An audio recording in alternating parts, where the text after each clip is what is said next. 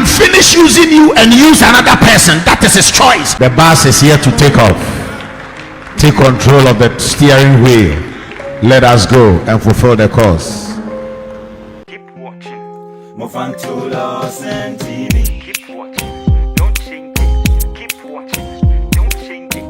Keep watching. Don't change it. And one Lots and TV. Order for Lots and TV. Sunday Yana Prophets Victor KUSI BOATENG. Sorry. Odin sembi tuja. And then someone walk as a fahun and said, you saw Yamia, rather you say, Mammy, a drum ray by my home, Yamis where you see.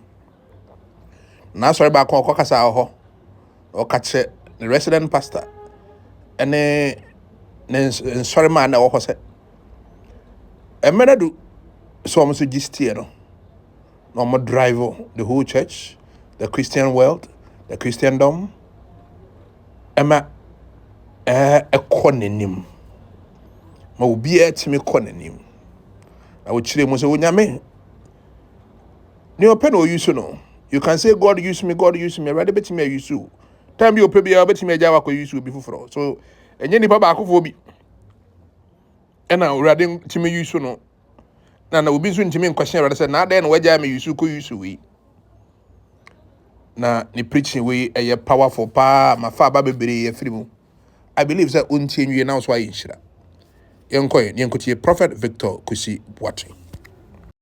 But I came to challenge every one of you, because God told me that God is taking us on a different pedestal as an organization and as a church, being part of it.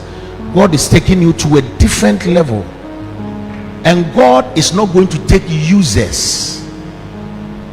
How will you feel when you realize that the friendship you are in is just a friendship that friend is using you? What you are down for, you've taken a friend. You know the friend is a very good friend, and you are investing in the friend. You've done everything you could for the friend. The friend comes to your house every day to eat because the job was lost. You do everything for that friend. Do everything. But then when you need simple things from the friend, you give 100,000 to, and you are sitting in an Uber and you don't have money on you, and the friend should just pay that Uber of 100 cedis. Hey, Kofi Mesuma Fesika Mo. Who said 200 cities at it? How do you feel whenever the friend comes to your house and eats and everybody, you tell your mother, if even he comes and I'm not there, give him the food to eat. And then one day you go there and you are hungry, the mother is finished food, and the moment he hears you coming, now what the Kofi me there and the man me catch and say me need you me fascinating or mobi aduane me there wa ma me bi na wan kata ne na aduane ni so ye no say aduane na tete ho. How will you feel when you know that somebody is using you? Some of you have used God enough. Allow God to use you too.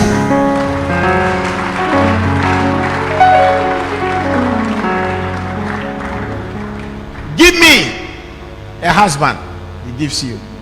Give me a job you had never dreamt of, he gives to you. Give me a house, some way somehow he gives you houses you didn't build. Give me a husband, some way somehow you break the family limitation, he gives you a husband. Give me. Do you realize that in every relationship, watch this, regardless of what you have or what you don't have, never allow any relationship to be one-sided. Maybe your friend has money to support you, give him your time.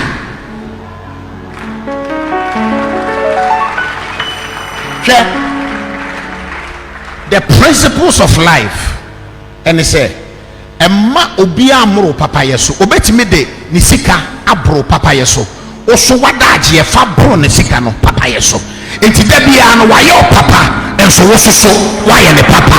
That is the beauty of relationship, and that is how come relationships can be well sustained. Don't let it be a one-sided relationship. He's spending his money on you, he's spending his time on you, he has to check up on you, he has to come and take up your children to school. That is not how relationships are maintained. Ladies and gentlemen, whenever you get into any relationship and the person feels that you are being a user, the person begins to find a way of exit. But the only way for any other entity to stay is to realize that I gave him a car, but for his attitude, I can imagine that if he had a better car, he would have given it to me. I gave him a car, and because of the car, he knows I cannot pick up my children from school. It's car I'm the man, no. But the family ma a free school. O mami nya adwuma na me ye ya me di nya sika to car man no. Me nya adwuma ne ho enko family ma. To on kan kire say be fani ma o, but you determine in your heart, why am a papa? Me so your papa ni bi. You give me a car, I will use the car to bring your children back home. And that was the miracle of Hannah.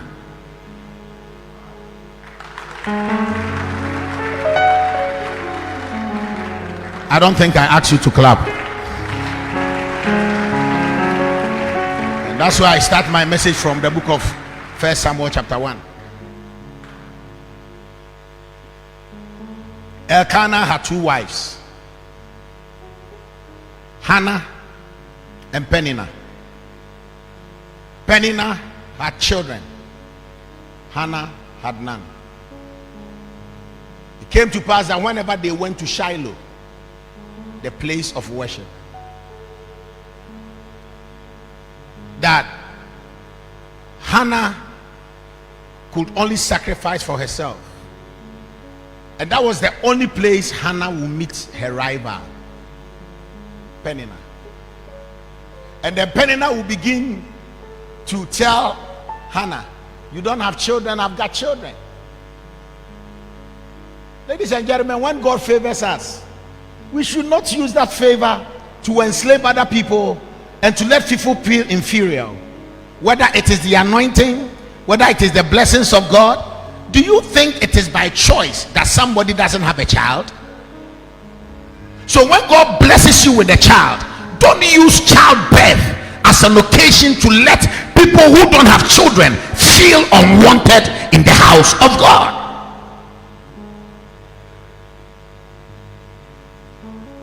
There are people who have never had any intimacy with any man. Their husbands married them virgins, but after marriage they cannot conceive, or because they say their wombs are blocked.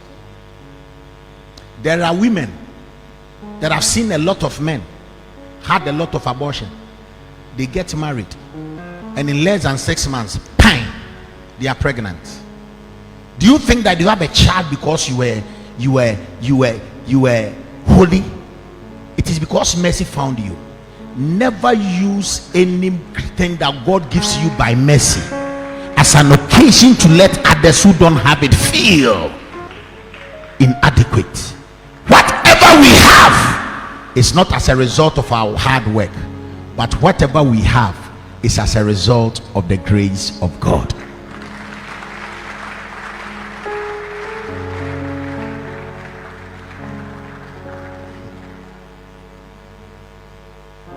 And then Hannah will come to church sad, and when she's home, she's happy. But whenever they come to sacrifice at Shiloh, she's sad. Some of you think that coming to church means that you never be hurt, and that is why some of you get it wrong. Being hurt is part of the testing process, whether you can survive and whether God called you here or didn't call you here. Because if you have never been hurt and disappointed in your institution, you are never a member of that institution. I know you won't clap for me. If you call yourself my son and I have never hurt you, you are not a son. You are an accomplice. Very soon the hurt will separate the sons from the stepchildren.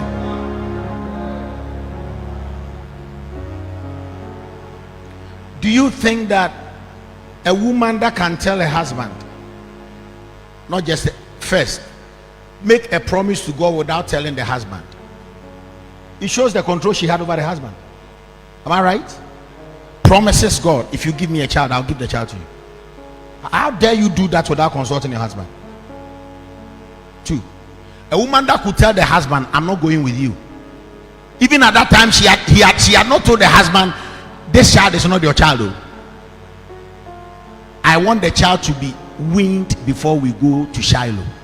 It meant that the woman had influence over the husband, to the extent that she makes the husband uncomfortable, to an extent that the husband says, am I not more than 10 sons to you? Listen to me, you don't need sympathizers in your life. There are some who just sympathize with you, but sympathy will not add up. You need people that will challenge you and not sympathize with you. It is only at the funeral that sympathizers are invited. In your life, don't allow sympathizers to come and sympathize with you. Oh, and as I say, I went through 36 years, I won't marry a dear. Meaning, maybe you are a giant and non baby and Safanesawati. Now, went one waro crana so to mean in Yababa, Quanya, was when Yababa quit you on Sano.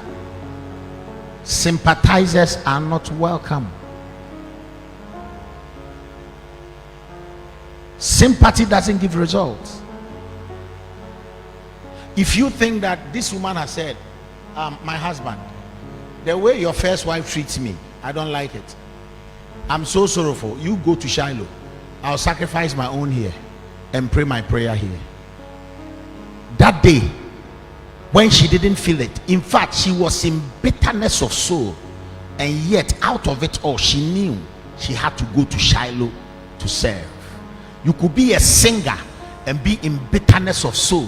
Your leader didn't speak to you well. You were not given the opportunity to lead the choir. Wait, when your time comes, it will speak and not lie. There are times you know you can sing better than the one that sang that song. Don't lead the choir. Ladies and gentlemen, at times you have to be proven, you have to be tested, you have to be known by the level of your pain and your heart to know whether you were born here or you are just in transit.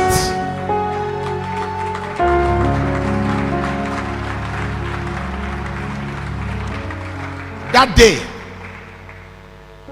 it was an opportunity for Hannah to feed her pain, her hurt, and her disappointment, or to have an encounter with eternity. She could have said, I'm not going. She felt like not going. Let me tell you this: church and ministry is not for those who feel it. Church and ministry is for those who decide to.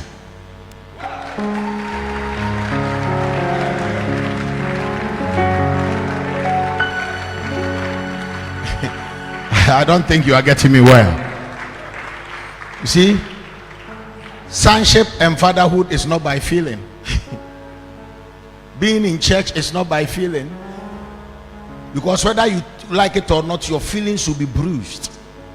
But that is the only way to find out whether you are here to use God or you are here for God to use you.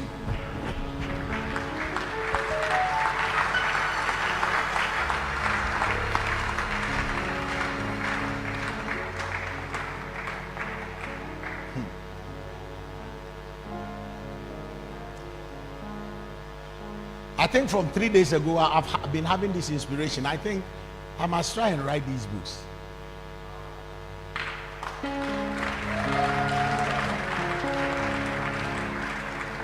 God uses and users of God. people that allow God to use them. And do you understand what it means by being used? So when you are praying and say, God use me, do you understand it? God is going to use you without you having any expectation after the usage. He can finish using you and use another person. That is his choice. And you say, I don't care. All I care about is use me, for I have used you enough. Some of you have no reason not to allow God to use you. He has done so much for you. For where he picked you from a miry clay, from a place of obscurity. What other did and went to prison, you did it. You are still here. You are still before the throne of grace. You have never been to the cells. What others did and they lost their marriages, you did it, and by the grace of God your marriage is intact. What others did and lost their children, ladies and gentlemen, you did the same thing. Do you know how many times I drove my children past where those two children were killed at East Legon, but somewhere, somehow my children were spared? It is not by any chance. It is because of the grace of God. A lot of us must come to a place of knowing you have done enough for me. You've done so much for me, I cannot tell it all. Nyareke lemu. If I have 1,000 tongues, it still won't be enough